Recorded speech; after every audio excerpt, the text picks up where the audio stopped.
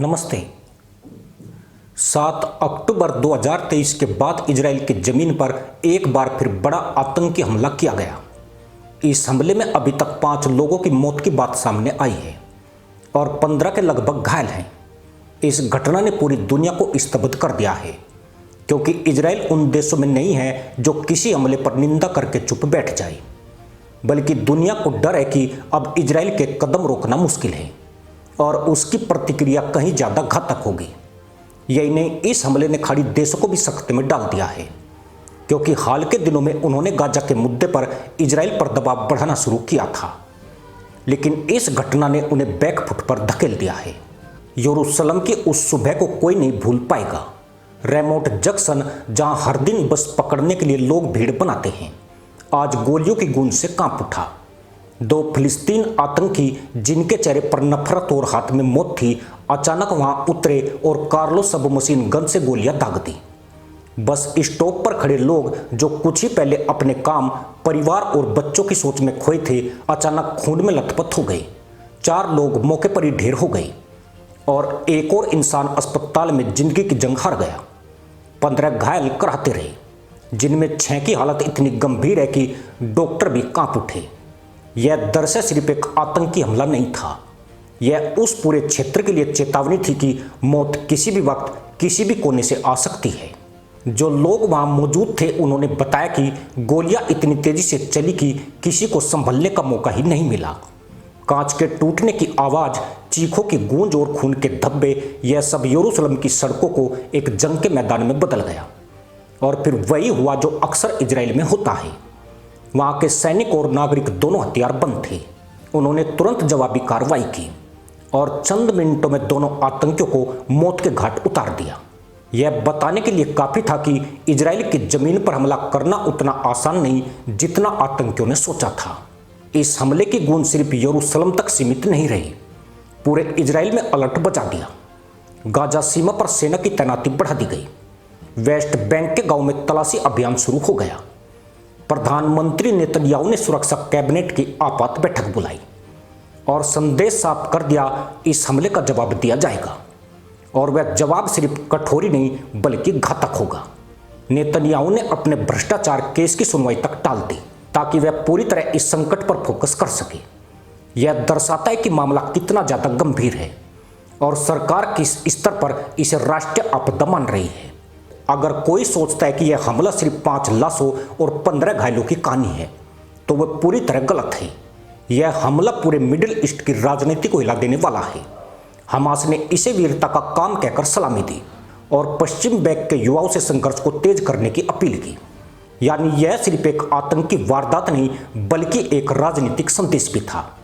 लेकिन शायद आतंकियों को यह अंदाजा नहीं था कि इस बार उनकी इस हरकत का नतीजा उनके लिए बहुत भारी पड़ सकता है, क्योंकि इजराइल वह मुल्क है जिसने 7 अक्टूबर 2023 के हमले के बाद दुनिया को दिखा दिया था कि वह किस तरह गाजा को राख में बदल सकता है। 7 अक्टूबर 2023 को हमास ने इजराइल पर सबसे बड़ा हमला किया था। उस दिन 1400 से ज़्यादा लोग मारे गए थे और सैकड़ों को बंधक बना लिया गया था।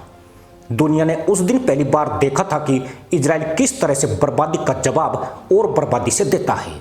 हफ्तों तक गाजा पर बमबारी चली, हजारों इमारतें ध्वस्त कर दी गई और हजारों लोग मारे गए। दुनिया ने इजराइल की ताकत और उसकी नो मर्सी पॉलिसी का साक्षात्कार किया। अब जबकि यरूशलेम की सड़कों पर फिर खून बहा है, हर किसी को लग रहा है कि वही दर से दोहराया जाएगा, बल्कि शायद इस बार और भी ज्यादा ताकत के साथ। इजराइल की सेना के पास दुनिया के सबसे आधुनिक हथियार हैं। आयरन ड्रोम से लेकर प्रिसिशन गाइडेड मिसाइल तक हर तकनीक उसके पास है। लेकिन सबसे बड़ी ताकत उसका जज्बा है। वह जज्बा जो कहता है कि हम यहाँ हैं और कोई हमें मिटा नहीं सकता।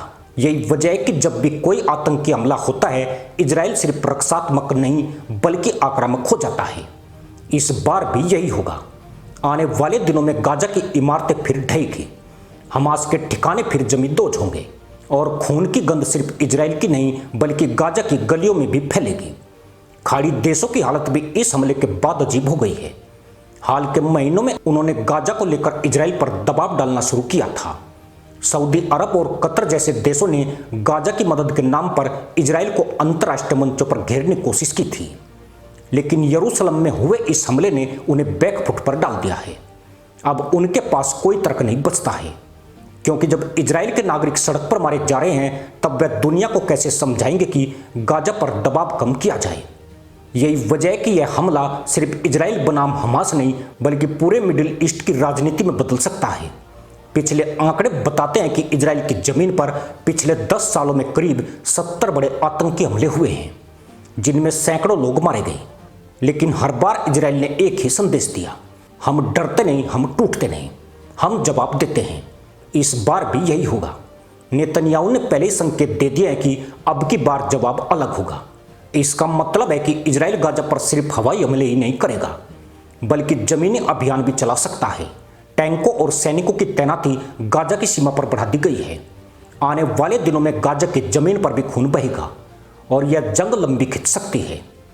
अमेरिका और यूरोप की नज़र भी इस पूरे घटनाक्रम पर टिकी है। अमेरिका हर बार की तरह इजराइल के साथ खड़ा है। वॉशिंगटन से साफ संदेश आया है कि इजराइल को अपना बचाव करने का हक है। यूरोपियन यूनियन ने भी इस हमले की निंदा की है और इजराइल के साथ खड़े होने की बात कही है। इसका सीधा मतलब है कि हमास और उसके समर्थक अब और ज़्यादा अलग थलग पड़ेंगे और जब पूरी दुनिया इजराइल के साथ खड़ी हो तो उसकी ताकत दोगुनी हो जाती है। लेकिन सबसे बड़ा सवाल यही है कि आगे क्या होगा, और इसका जवाब उतना ही खतरनाक है जितना यह सवाल है। इजराइल अगले 24 घंटों में गाजा पर हवाई हमले शुरू करेगा। अगले 72 घंटों में वेस्ट बैंक के गांव में बड़े पैमाने पर छापेमारी की जाएगी।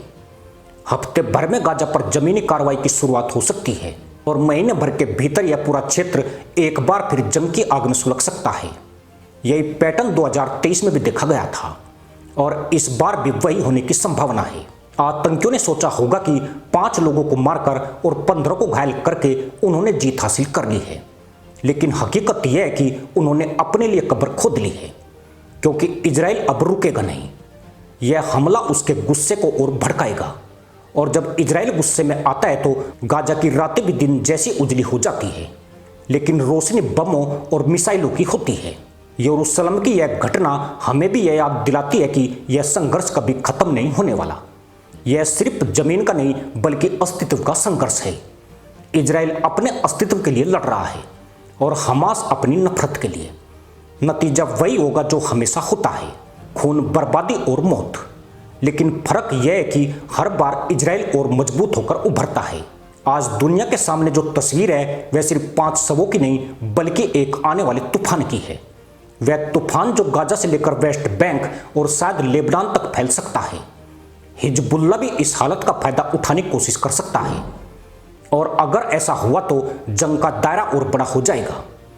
ईरान जो पहले से ही हमास का समर्थक है, आग में घी डालने से नहीं चूकेगा, लेकिन इजराइल भी जानता है कि इस बार अगर जंग छिड़ती है तो वह इसे अधूरा नहीं छोड़ेगा। इजराइल का इतिहास गवाह है कि उसने हर चुनौती को ताकत में बदला है। 1948 से लेकर 1973 तक और फिर 2023 तक हर युद्ध में उसने दुश्मनों को धूल चटाई है और इस बार भी वही होगा। यह हमला भले ही आतंकी जीत जैसा लगे, लेकिन असली जीत उसी की होगी जिसके पास धैर्य, ताकत और इच्छा शक्ति है, और इसमें कोई शक नहीं, यह सब इजराइल के पास है। तो अब सवाल यह नहीं है कि इजराइल क्या करेगा, सवाल यह है कि कब करेगा और कितना करेगा, और इसका जवाब है बहुत जल्दी और बहुत ज़्यादा। आने वाले दिनों में गाजा की धरती कांपेगी, आसमान गरजेगा और रातें रोशनी से भर जाएगी। यह रोशनी कोई उत्सव नहीं होगी, यह रोशनी मौत का पैगाम होगी, क्योंकि इजराइल की किताब में बदला शब्द लिखा है और वह बदला हमेशा खून से लिखा जाता है। इसी के साथ अनुमति दोस्तों, जय हिंद, वंदे मातरम।